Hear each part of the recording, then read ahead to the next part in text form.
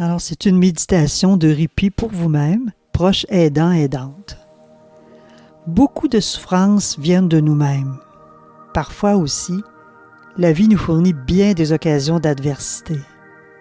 Et nous en rajoutons par la suite une bonne dose par nos inquiétudes, nos ruminations, nos désespoirs. C'est une double peine que nous nous infligeons. Puisque méditer, c'est se familiariser avec une nouvelle manière de voir, puis d'interpréter les divers événements de notre vie, ensemble, nous allons découvrir, au long de ces pratiques méditatives, comment il est possible, et même souhaitable, pour notre bien-être, de cultiver des émotions agréables et de les intégrer au quotidien, en pleine conscience, pour le bien des êtres aidés. Vous qui savez prendre du temps pour vos proches, il est tout aussi adéquat d'en prendre aussi pour vous-même, en vous octroyant ce temps d'arrêt, au cours duquel la méditation deviendra une nouvelle discipline, vous rapprochant un peu plus de vous-même à chaque fois que vous la pratiquerez. Maintenant, comment méditer? Alors, je privilégie deux postures, celle du corps et celle de l'esprit. Pour ce qui est du corps, installez-vous le dos droit, assis, vos épaules ouvertes, les pieds à plat au sol, vos mains posées sur les cuisses. Les yeux fermés, mi-clos ou ouverts, comme vous aimez. Pour la posture de l'esprit maintenant, mettez-vous dans un état où vous n'attendez rien, où vous ne désirez rien, juste vous rendre simplement présent, afin de tout accueillir, de tout observer. On ne fait rien, mais on le fait bien. Vous venez d'accomplir avec succès la première étape de la méditation et la plus difficile, s'arrêter et s'asseoir. Savoir s'arrêter quand on a tant à faire pour les autres, cela est une grande réussite.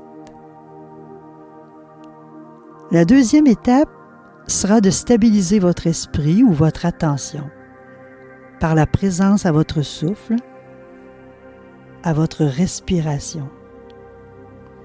Ressentez l'inspiration en ayant conscience du passage de l'air dans vos narines, puis ressentez l'expiration selon le rythme qui vous convient.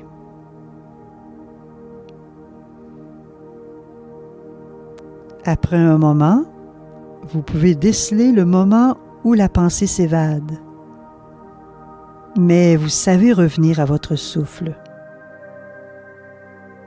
Le but de cette présence au souffle, c'est de prendre conscience des tendances de l'esprit à vagabonder. Mais avec l'entraînement, on maîtrise ce processus de vagabondage grâce à la concentration sur le souffle. Inspiration après expiration. Inspiration après expiration.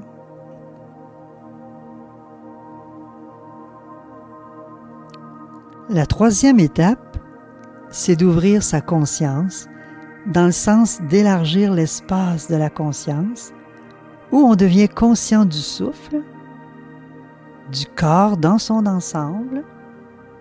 On devient aussi conscient des sons, des pensées et des émotions qui défilent et toutes sensations qui vont et viennent.